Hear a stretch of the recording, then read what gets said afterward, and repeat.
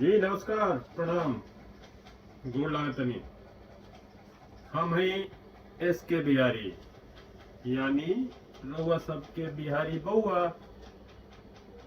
आई आप सबके स्वागत बा हमार नया चैनल बिहारी बउआ पे।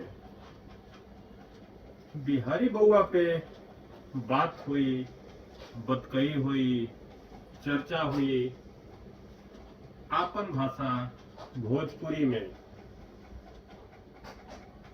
भोजपुरी में असली मिठास के साथ बहुत सारा मुद्दा पे बात हुई, राजनीति पे, भोजपुरी में बढ़त अश्लीलता पे,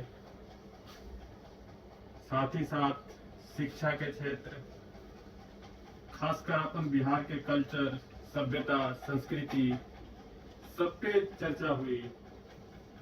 तो रउरा सबसे नियोरा बा कि हमार चैनल यानी रउरा सबके चैनल बिहारी बउआ पे रउरा सब जुड़ी और इस चैनल के ढेर सारा प्यार और आशीर्वाद दी। नमस्कार, प्रणाम, जय हिंद, जय भोजपुरी।